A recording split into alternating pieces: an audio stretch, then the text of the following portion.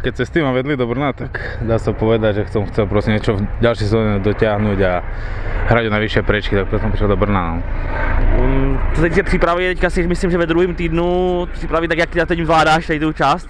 Tak ten prvý týždeň nebol jednoduchý, samozrejme nie ten druhý, ale už začína si telo na to zvykať, takže je už to také plus, tak za chvíľu už máme koniec týždňa, takže už na to teším. A kedy třeba kedy ty prvky tě jako víc baví, jaký naopak bys radši úplně vynechal?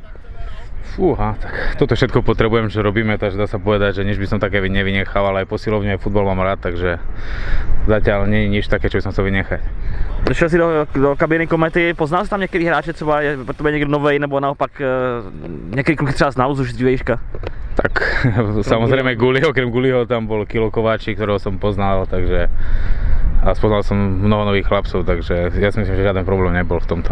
Bereš třeba teďka účast v Kometě, jakože by ses mohl zase třeba dostat do reprezentace, že by ta cesta z Komety byly do nároďáku mohla by vést? Tak ja si myslím, že ja by som išiel do toho nároďáku aj minulú sezónu, keby som nemal to zranenie, ktoré som mal celú sezónu, dá sa povedať. Ja som bol aj pozvaný, ale ako som tam nešiel kvôli tomu zraneniu, takže je to len na mne a na to, ako budem hrať a či pojem alebo nepojem do reprezentácie.